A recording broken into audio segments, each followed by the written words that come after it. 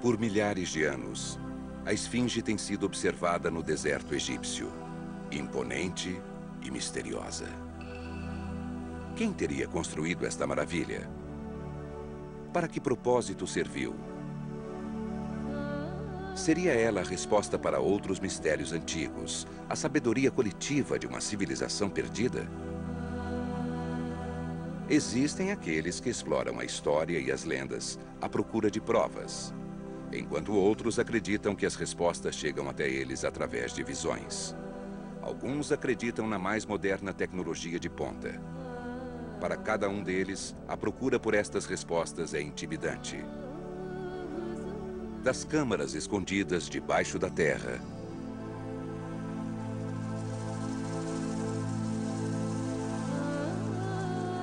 até ao céu na direção das estrelas.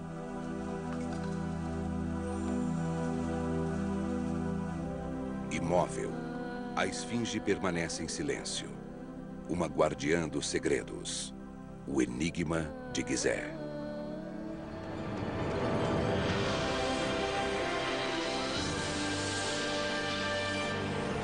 O enigma de Gizeh.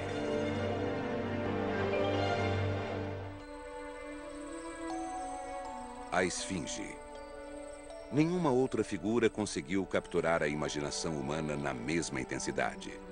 Na tentativa de desvendar os enigmas que remetem a milhares de anos antigos, arqueólogos, cientistas astrônomos, físicos e alquimistas têm procurado por respostas.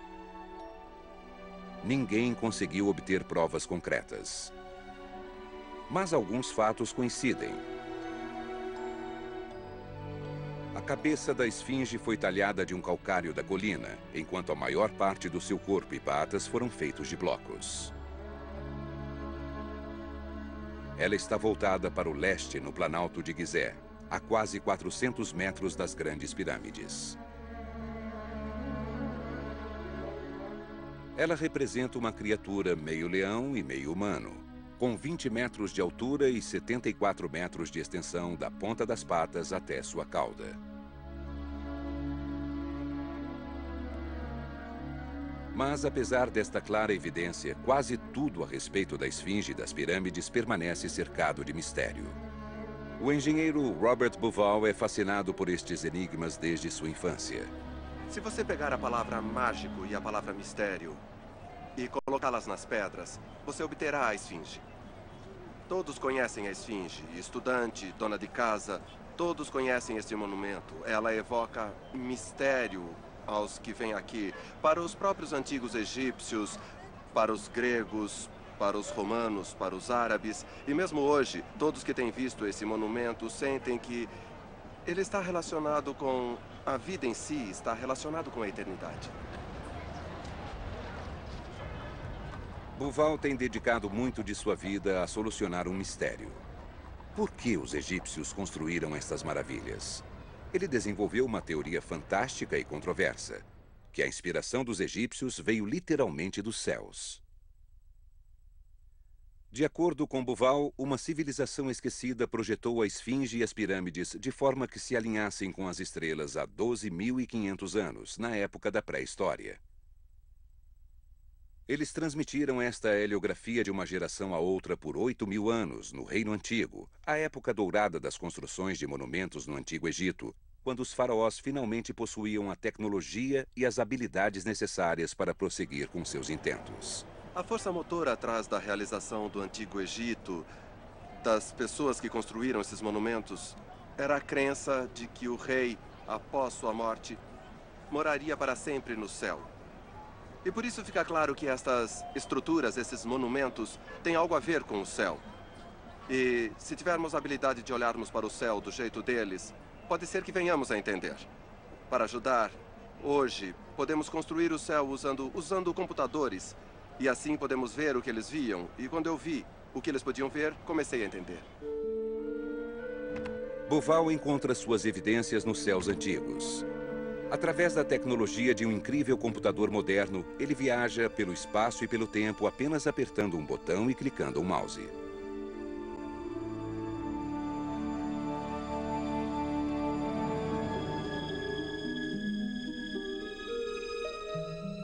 A Terra gira ao redor do Sol uma vez por ano e passa através de todos os signos do zodíaco.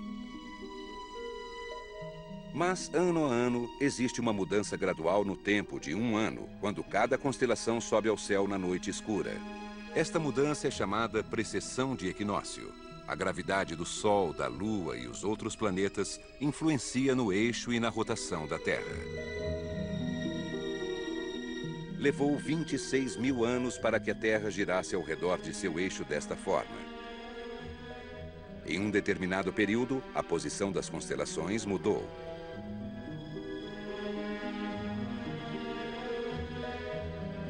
Este fenômeno foi primeiramente explicado por Isaac Newton em 1687.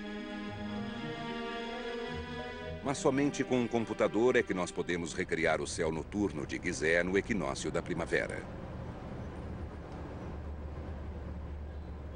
Bouval fez uma descoberta fascinante a respeito de Gizeh. «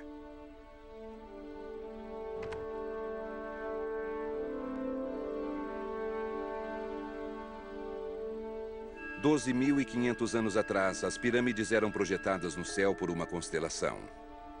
As 3 estrelas do cinturão de Órion se alinhavam precisamente com as tumbas dos faraós. Este alinhamento parece ser uma extraordinária coincidência, exceto pelo fato de que estas estrelas tinham um significado poderoso para os egípcios antigos e desempenhavam um papel importante na sua crença sobre vida após a morte.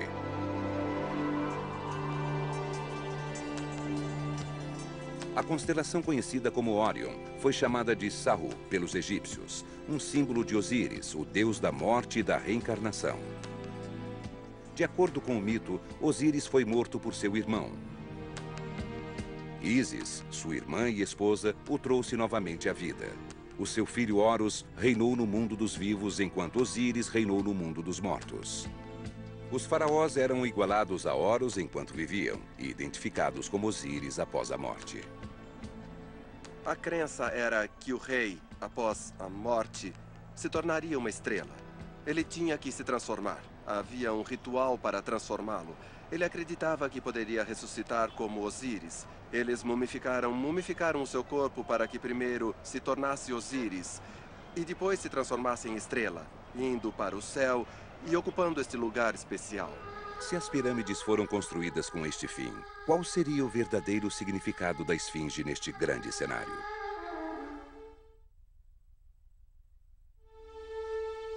A esfinge é um dos maiores mistérios já construídos por mãos humanas em todos os tempos. Tentando descobrir a razão da construção das esfinges, Robert Bauval desenvolveu uma teoria de que os egípcios foram inspirados pelas estrelas. As esfinges estão de costas para o oeste, o campo da morte, e fitam a leste para a terra dos vivos. Bauval acredita que qualquer constelação que a esfinge contemplasse na primavera de equinócio assinalava a regência do signo astrológico daquele tempo. Hoje, a constelação de Peixes nasce na primavera de equinócio.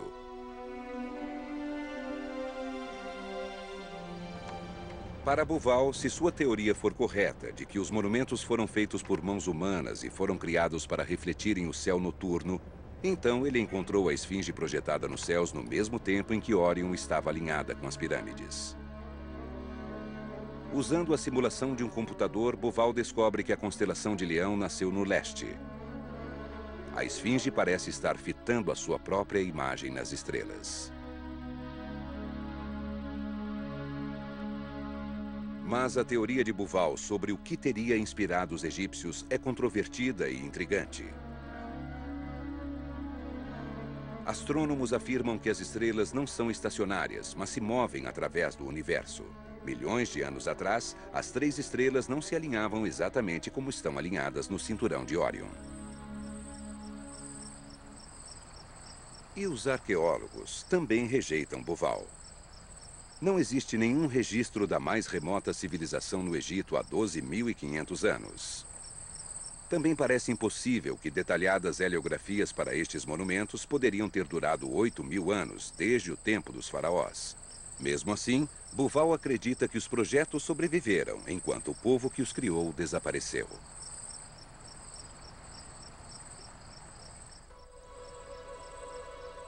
Se as respostas não podem ser encontradas nos céus, elas podem estar aqui na Terra. Mas provas sobre o passado das esfinges têm sido evasivas. A pergunta mais simples é a mais inquietante. Quem construiu esta obra-prima? Para determinar quem, os arqueólogos devem primeiro determinar quando. Como Buval, muitos egiptologistas têm assumido que a esfinge foi construída na mesma época que seus vizinhos, as grandes pirâmides de Gizé. Os arqueólogos têm procurado por evidências para confirmar esta teoria. Este é o local para sepultamento em Gizé para muitos dos homens que construíram as grandes pirâmides. Eles eram os mestres de ofício do faraó, pedreiros e capatazes. Inscrições em seus túmulos revelam detalhadamente do que eles gostavam e do que se orgulhavam. Um homem se vangloriava por supervisionar a construção de um lado da pirâmide. Mas dentre todos estes escritos, não existe nenhuma menção à esfinge. Arqueólogos têm procurado por provas sobre a esfinge, mas apesar dos anos de estudo, a pergunta mais óbvia está ainda sem resposta. Quem a construiu? Uma história antiga liga a esfinge a outras maravilhas de Gizé. 1000 anos após a construção das pirâmides, um egípcio aristocrata caçava no Vale das Gazelas, próximo às famosas tumbas de seus ancestrais. Ele era um príncipe real, mas não era o herdeiro do trono. A areia do deserto havia se acomodado ao redor da esfinge, cobrindo-a até o pescoço. Procurando abrigar-se do sol e do vento, o príncipe deitou-se debaixo da cabeça da esfinge. Ele adormeceu. De acordo com a lenda, ele sonhou que a esfinge falara com ele e lhe prometera o trono dos faraós. Em troca, o príncipe tinha que libertar a esfinge de sua tumba de areia. Quando acordou, o príncipe satisfez o desejo da esfinge e mais tarde se tornou faraó. Ele reinou como Tútmos IV, o supremo monarca do Egito.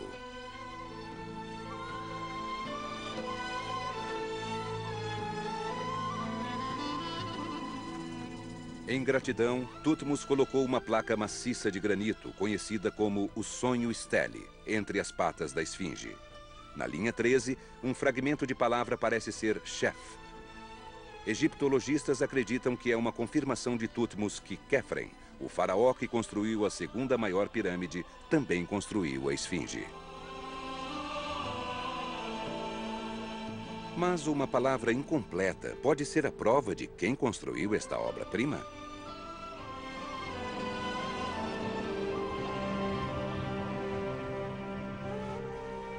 Khefren certamente tinha o poder e a habilidade para criar a esfinge. Ele reinou há quase 4.500 anos, quando a cultura egípcia, a economia e o primeiro exército surgiram. Escultores o imortalizaram com numerosas estátuas. Em uma, Khefren está sentado em um trono adornado com leões, um símbolo de seu status divino. Seu título oficial era Filho de Ra, o deus do sol. Horus, na forma de um falcão, protegia a cabeça do faraó com suas asas. O faraó era considerado a forma humana deste deus e era também conhecido como Horus em vida. Apesar de suas conquistas, muito a respeito de Khefren permanece coberto de mistério. Embora pouco se saiba a respeito de sua vida, ele deixou um registro detalhado de sua morte. Mestres do ofício construíram uma das maravilhas do mundo para ser a sua tumba gigante.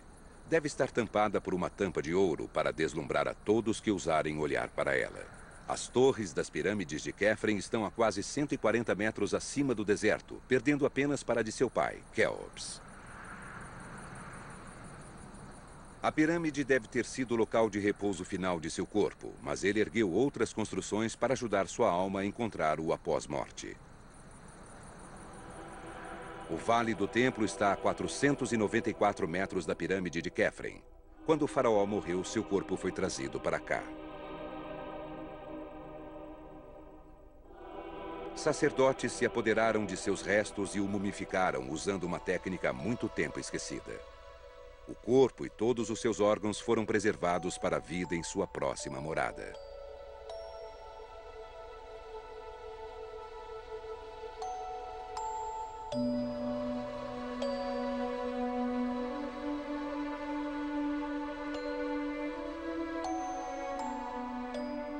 Blocos de granito maciço foram transportados das pedreiras a mais de 800 quilômetros de distância. Aberturas estreitas permitiam que feixes de luz iluminassem as 24 estátuas de Khephren gravadas nas paredes. O Vale do Templo era apenas o começo do caminho para a eternidade. Após a mumificação do corpo do faraó, uma procissão solene carregava o seu sarcófago para o Templo da Morte, situado no pé da pirâmide. Uma procissão de sacerdotes o levou até uma trilha. No tempo de Khephren, esta trilha devia estar coberta por um telhado decorado com estrelas, sinalizando o caminho que o faraó deveria seguir até o Reino da Morte. Restam apenas as ruínas do sítio sagrado onde o ritual final do faraó aconteceu.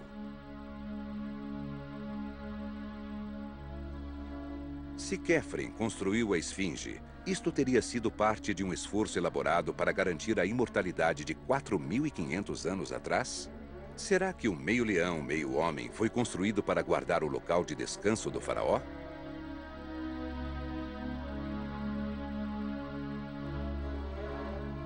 Muitos egiptologistas acreditam que a esfinge representava Horus, assim como o faraó. Ela olha para o leste e curva-se em direção ao nascer do sol, seu pai. E muitos acreditam que Horus, em vida, tinha a mesma fisionomia de Khephren. Hoje, os artistas gráficos criaram um modelo do rosto de Khephren no computador. O desafio é criar uma cópia realista baseada nos retratos idealistas frequentemente aclamados na época do faraó.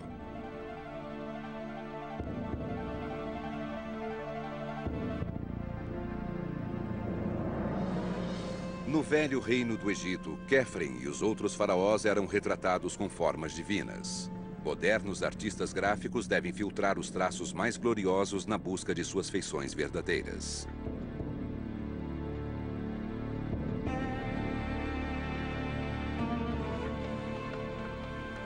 Passo a passo, o computador compara os pedaços do rosto da esfinge em ruínas com o rosto de Khephren.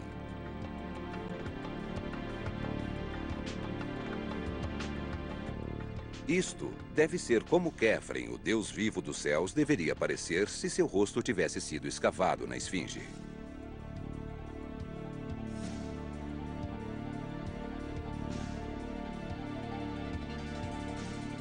As evidências parecem significativas e muitos consideram Khephren como o mais provável construtor da esfinge. Mas alguns especialistas não estão convencidos disto.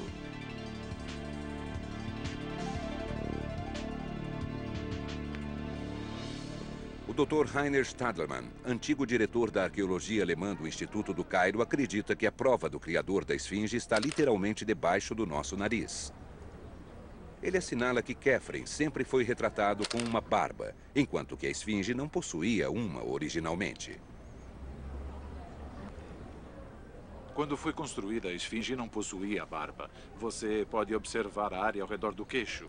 Se fosse Khephren, cujas estátuas que o retratam sempre possuem barba, então a esfinge deveria possuir uma barba. Desta forma, na verdade, só poderia ter sido Khéops.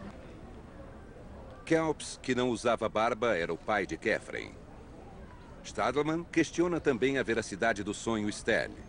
Ele acredita que o nome de Khephren foi mencionado para a construção de sua pirâmide. Os nomes de Khéops e Khephren foram escritos aqui sem dúvida nenhuma. Mas nada nos leva a crer que Khephren era o responsável por ter construído a esfinge.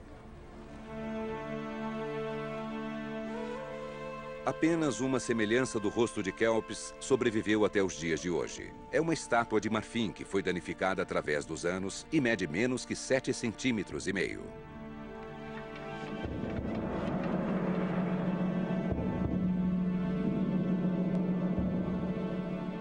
Stadelmann estudou a esfinge nos mínimos detalhes. Ele acredita que poderá encontrar provas concretas de Khéops nas roupas que usava. O turbante prova o contrário. A esfinge usava um turbante mais antigo com pregas. Este tecido tem uma prega na parte superior da cabeça. Na estátua de Khephren, apenas as pontas do turbante são pregueadas. A parte de cima do turbante era provavelmente dourada. Isto significa que a esfinge tem que ser atribuída ao período anterior.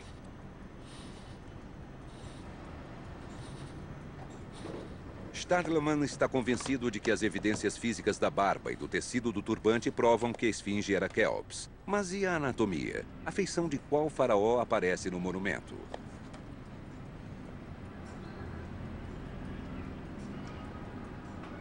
Stadelman vê uma semelhança com Quéops. Ele visualiza a forma de um quase quadrado no rosto, uma semelhança próxima de seu pai.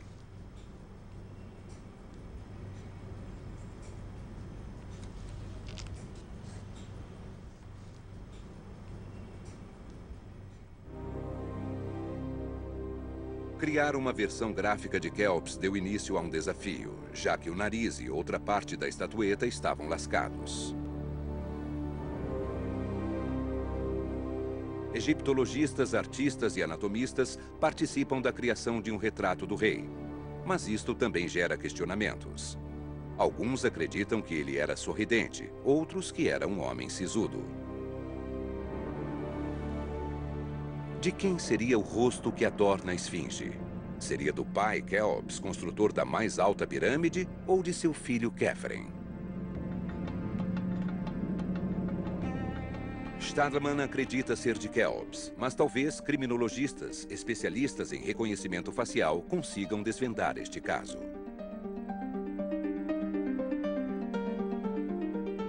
Alguns dos melhores especialistas do mundo na identificação criminal comparam as imagens dos dois faraós com a esfinge.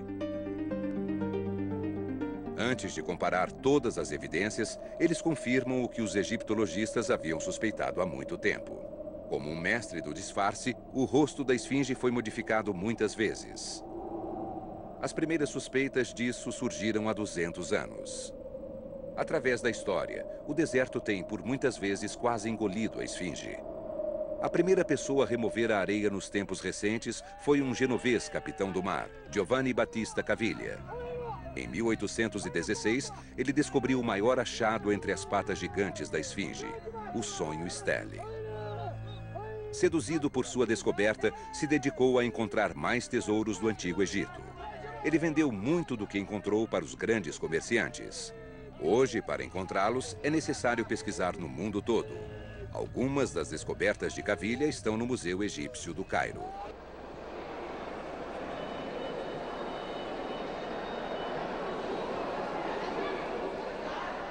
Em uma ala mais pacata, um achado notável é colocado em segurança. Estes pedaços de pedras aparentemente insignificantes são fragmentos de 1 metro de comprimento da barba que pertenceu à esfinge. Poderia esta barba minar a teoria de Stadelman de que a esfinge seria Quéops e não Quéfren? Mais investigações se aprofundam nesse mistério. Uma pesquisa na internet revela que um museu britânico em Londres guarda mais fragmentos da barba encontrados por Giovanni Battista Caviglia. Todos os pedaços formam um entrelaçamento de formas usadas para representar uma barba trançada. Mas barbas trançadas não eram usadas até quase 1000 anos antes do período de Quéfren e Quéops. Até o período do reino de Tutancâmon, não era moda se usar tranças nas barbas. Na época de Quéfren, uma barba real usada pelos faraós era em forma de V. A barba trançada feita para a esfinge não era originalmente parte do monumento. Ela foi acrescida mais tarde para acompanhar os costumes da época. Outras alterações recentes foram feitas de forma mais contundente para desvendar o mistério das esfinges. A esfinge do Egito tem intrigado e deixado pessoas perplexas por séculos. Quem a construiu? O que ela representa? Traçar a história da esfinge fica ainda mais difícil, porque ela foi modificada muitas vezes através dos anos. A falta do nariz da esfinge não foi decorrência de uma erosão ou de queda natural. Mãos humanas a removeram. Napoleão Bonaparte é constantemente apontado como sendo o culpado. Em 1798, quando ocupou o Egito à força, ele supostamente ordenou a seus homens que atirassem no nariz da esfinge para praticar a pontaria.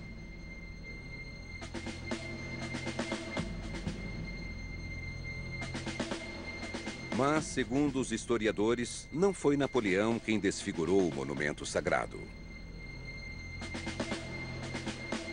O general, que já havia deixado sua marca na história, se inspirava no passado do Egito. O milênio está olhando para nós. É o que deve ter dito enquanto contemplava as maravilhas de Gizeh. Esta história é provavelmente fantasiosa, mas demonstra com precisão o que sentia. Em 12 de agosto de 1798, Napoleão entrou na Grande Pirâmide de Quéops. Na Câmara do Rei, ele pediu para ficar sozinho. Quando mais tarde Napoleão saiu de lá, estava visivelmente abalado. Pelo resto de sua vida, ele se recusava a falar do que viu ou sentiu dentro da Câmara.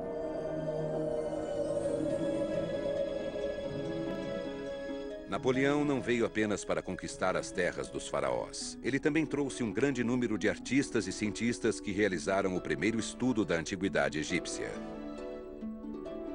Na Europa, estes estudos desencadearam uma mania pelas coisas do Egito.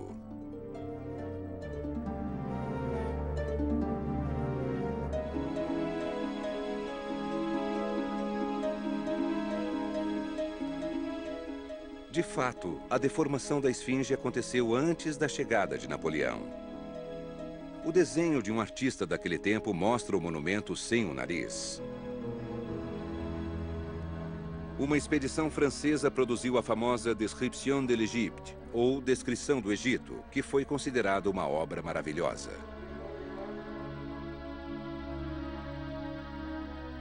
Marcas de pintores e placas de bronze gravadas deram origem a 21 volumes. Através destas imagens, as pessoas viram as maravilhas do Egito pela primeira vez. Europeus e americanos viajaram para a terra dos faraós à procura de esclarecimento e cultura, assim como de aventura e tesouros. Esta fascinação moderna foi iniciada por Napoleão, de acordo com o Dr. Zahi Hawass. Veja bem, nós temos que informar a todos que Napoleão Bonaparte não foi o responsável pela destruição do nariz da esfinge, como dizem. Nós acreditamos, como egiptologistas, que um sofista do século IX depois de Cristo veio até a esfinge e percebeu que as pessoas ainda a adoravam como um deus. Ele não gostou disso, veio com um metal e danificou o nariz da esfinge para mostrar às pessoas que aquilo era uma pedra e não um deus. De acordo com o historiador árabe Makrizi, um homem de uma seita muçulmana chamado Mohammed Sam al-Dar arrancou o nariz da esfinge. Ele acreditava que a construção de ídolos era pecado e então contratou homens para desfigurá-la. Os árabes ainda chamam a esfinge de Abu el-Hol, ou pai do terror.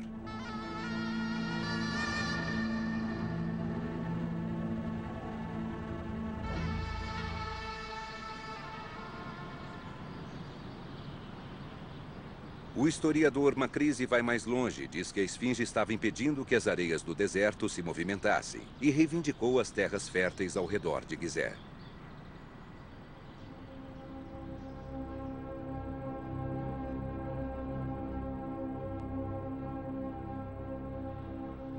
Cientistas do Instituto Forense de Medicina em Munique, na Alemanha, estudam uma série de fotos.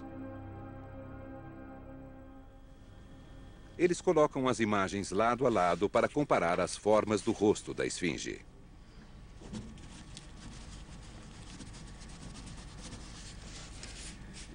Através do poder das imagens do computador, eles também examinam e mapeiam cada detalhe.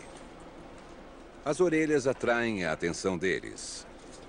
As orelhas de Khephren são muito semelhantes às da esfinge. Em contraste, parte das orelhas de Quéops são grossas e curvadas para dentro. Mas numerosos fatores limitam suas habilidades em precisar um julgamento. Obviamente, a perda do nariz é um problema.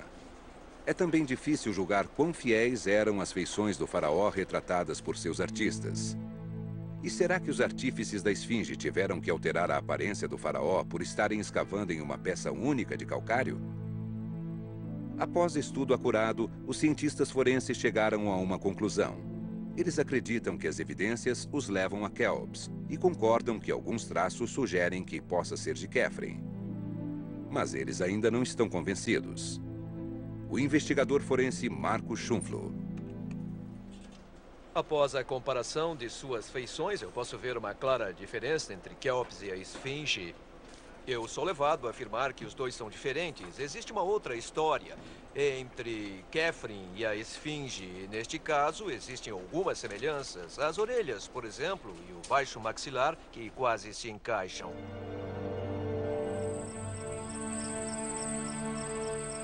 Mesmo nos tempos antigos, a Esfinge incorporava mistério.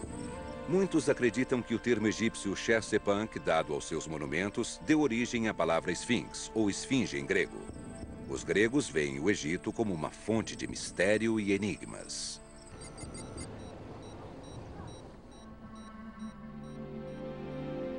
Tecle a palavra esfinge em algum site de pesquisa na internet e um antigo mito grego irá aparecer. A lenda é que Édipo teve que salvar a cidade de Tebas, respondendo a uma pergunta feita pela esfinge. Era um enigma sobre frases da vida.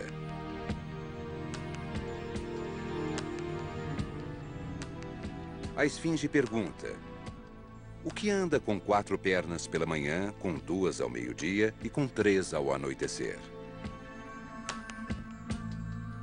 O homem, respondeu Édipo. Na manhã da vida, o homem engatinha. Na idade madura, ele caminha com as 2 pernas. E na velhice, ele utiliza uma bengala.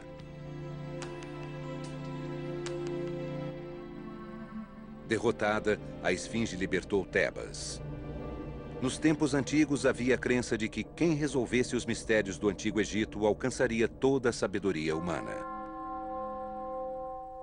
Na Idade Média, os filósofos europeus e cientistas pesquisaram os textos egípcios à procura de respostas sobre a natureza e a vida. Por volta de 1460, um escrito chamado Corpus Hermeticum foi encontrado em Florença, na Itália. Seu autor foi uma figura legendária que supostamente viveu há milhares de anos, um personagem conhecido como Hermes Trismegistus. Acreditava-se que ele era a encarnação da divindade egípcia Thoth, o deus da escrita, magia e ciência. Ele era retratado como um babuíno, ou ibis, e supostamente transcreveu toda a sabedoria coletiva do Egito, uma pequena parte do que constava no Corpus Hermeticum. Em Amsterdã, na Holanda, a Biblioteca Hermética, ou Livraria da Filosofia Hermética, contém uma coletânea única de escritos, muitos deles voltados a reproduzir ou interpretar a sabedoria do Antigo Egito. Milhares de volumes inspiraram alguns grandes poetas da Europa, filósofos e cientistas. Entre os mais importantes está a primeira edição impressa do Corpus Hermeticum. Ele foi escrito como um diálogo entre o mestre Hermes Trismegistus e seus discípulos, especialmente Asclepius, o pai da medicina. Mas este livro que inspirou a busca do conhecimento pode não ser o que parece. Pesquisas demonstraram que o trabalho é provavelmente uma coletânea de ensinamentos do século III depois de Cristo, com poucas referências à sabedoria dos antigos egípcios. Mas pesquisadores continuam a buscar uma fonte de informação perdida que contenha todo o conhecimento humano. No Corpus Hermeticum está registrado que Hermes escondeu esta fonte nos templos do Egito, e então muitos têm ido lá à sua procura. As tumbas e templos do Antigo Egito são tesouros escondidos, mas não ocultam a sabedoria. Eles armazenam a luz da cultura e da religião do povo egípcio. A câmara do sepultamento da pirâmide de Teti, em Saqqara, é coberta por hieróglifos que retratam a subida do rei aos céus e ao trono do mundo posterior. As pedras parecem ser esculpidas por fórmulas mágicas que detalham os metais que dão vida nova ao faraó. Estas histórias instigaram a imaginação dos alquimistas e ajudaram a manter vivos os mitos da sabedoria de Thoth. Através da história, pesquisadores têm seguido muitas pistas na tentativa de obter respostas sobre o Egito.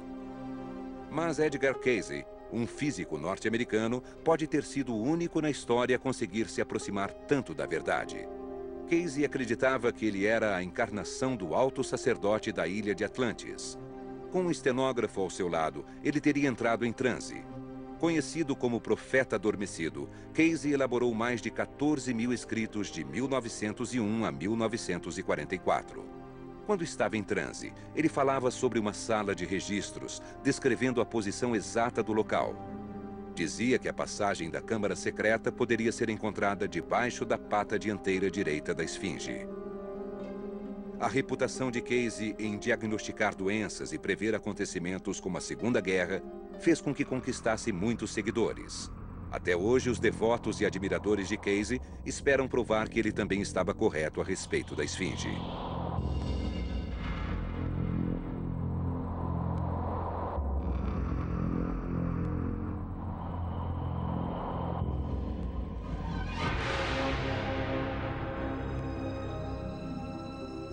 Em 1978, uma expedição norte-americana obteve permissão para investigar uma câmara escondida embaixo da esfinge.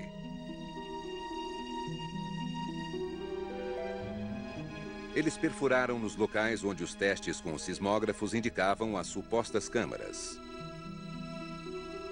Escavando 7 metros no calcário abaixo da pata direita da esfinge, eles não encontraram nada além de rocha. Esta experiência permanece controversa até hoje. Alguns afirmam que a vibração da broca quase destruiu o monumento. Quase sem dinheiro e encontrando grande resistência, a expedição foi abandonada. Alguns dos seguidores de Cayce acham que eles foram expulsos injustamente. Eles acreditam que existe uma conspiração para ocultar a verdade.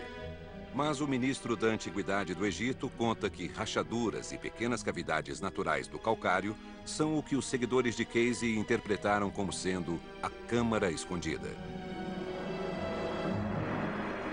Não existe uma previsão para o fim deste debate. Ao contrário, recentes descobertas a 200 metros da esfinge conseguiram aumentar o mistério. Em fevereiro de 2000, um grupo de arqueólogos começou a explorar uma rede de salas subterrâneas. A abertura foi encontrada a meio caminho abaixo da entrada que liga a pirâmide de Khafre ao Vale do Templo. Imediatamente surgiram rumores dizendo que este era o local de sepultamento final de Quéops, ou a Sala Secreta de Registros.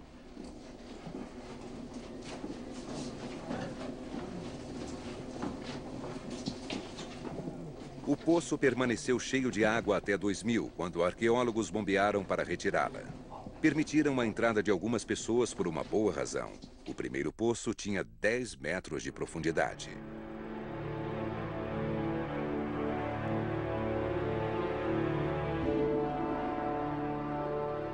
Na sombra dos arranha-céus das pirâmides, os egípcios escavaram um labirinto de câmaras. O primeiro nível está vazio. Outro poço desce verticalmente para a segunda câmara com 6 nichos talhados de suas paredes.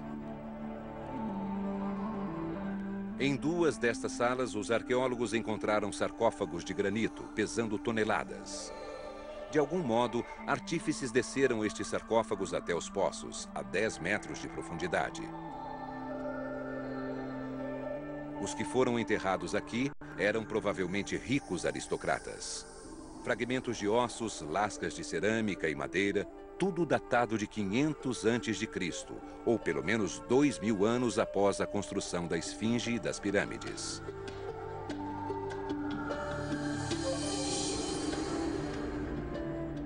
A terceira câmara fica quase a 30 metros abaixo da terra. Aqui, os arqueólogos fizeram uma descoberta sensacional. Heródoto, um historiador grego, escreveu que o local final de descanso de Quéops era um túmulo cercado por água dentro de uma tumba subterrânea.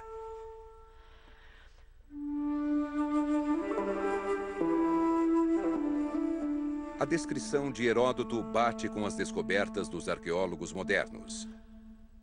Mas o Dr. Zahi Hawass, diretor das escavações de Gizeh, acredita que o historiador grego pode ter confundido as histórias sobre Quéops com as histórias de Osíris. Eu fiz 2 descobertas importantes sobre o poço. A primeira coisa importante sobre o poço, aquele que Heródoto falava a respeito, mas que ninguém sabia. Até eu escavá-lo, foi que eu tirei a água e encontrei o sarcófago. A segunda descoberta importante que fiz foi o Osiron. Ele está ligado ao deus Osíris. Simbolicamente, Osíris foi enterrado aqui e domina os túneis subterrâneos do Planalto de Gizé. Esta é realmente a minha descoberta preferida. É o trabalho mais extraordinário que já fiz na minha vida. Quando alguém me pergunta qual é a sua descoberta preferida, eu respondo: o Poço de Osíris. O local do enterro simbólico do deus Osíris ainda esconde muitos enigmas. Mas eu não desvendei todos os mistérios. Ainda há alguma coisa que não descobri.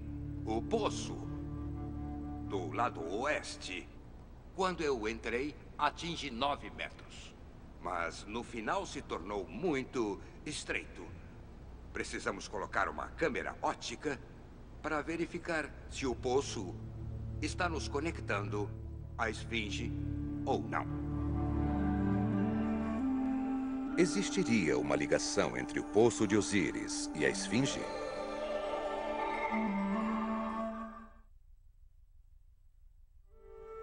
Desde o ano 2000, arqueólogos têm explorado o Poço de Osíris, túneis escavados sob a planície de Gizé. Eles estão procurando uma ligação com a Esfinge, mas até agora nada foi encontrado. Os túneis foram escavados por volta de 660 a.C., quando o culto a Osíris era particularmente importante. Naquela época, devotos prestavam homenagem a Osíris, oferecendo a ele pequenas oferendas e estatuetas. Eles acreditavam que isto apaziguaria o deus do após-vida, garantindo-lhes imortalidade. Embora Heródoto estivesse errado sobre o Poço de Osíris, suas observações do cotidiano egípcio no século V a.C. têm provado ser muito útil para os historiadores atuais. Ele também fez outros fantásticos relatos sobre as pirâmides e a Esfinge, descrevendo uma época em que as pirâmides eram cercadas por água.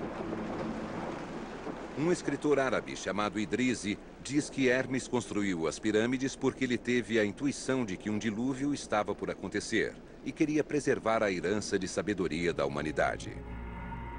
Esta grande enchente foi considerada mais uma imaginativa invenção dos contadores de história.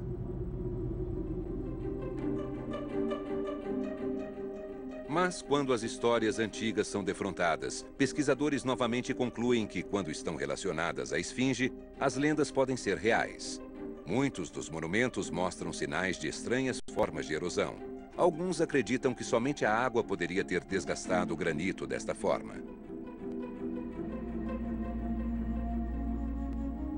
Em 1936, o matemático René Svala de Liebig viajou até o Egito à procura de evidências da enchente histórica.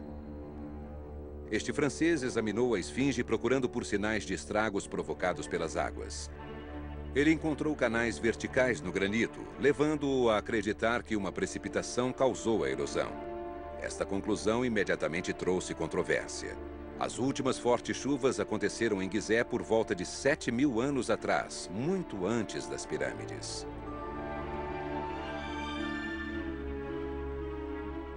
Mas sua teoria não parece ser muito precisa.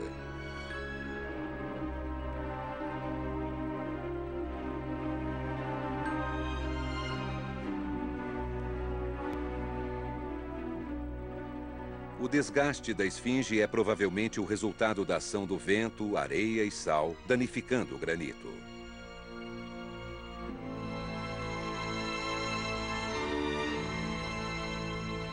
Nenhum outro monumento tem levantado tantas perguntas. Enquanto inumeráveis teorias e ideias vêm e vão, a Esfinge permanece em silêncio. Fitando as estrelas, muitos veem o espelho da nossa história. Outros procuram por civilizações perdidas. Ou seguem modernas profecias sobre antigas lendas de um sagrado graal da sabedoria. A Esfinge pode não ter novos segredos, mas com certeza já nos tocou muito. Para construir pirâmides e esfinges, antigos egípcios tiveram que criar uma fonte inesgotável de informação, as artes, a ciência, conhecimento que nós herdamos. A esfinge e as pirâmides, na minha opinião, foram os símbolos de um reinado e o símbolo de uma nação. As pirâmides e a esfinge eram o projeto nacional de uma nação inteira. E eu tenho muito interesse em dizer a todos que a esfinge e as pirâmides construíram o Egito, porque a construção das pirâmides e da esfinge fez com que os egípcios conhecessem a astronomia, a arte, a ciência e a tecnologia. E estas coisas formaram o Egito. A sabedoria antiga do Egito está muito além do que os nossos olhos podem ver. O Enigma de Gizé. Versão brasileira Vox Mundi.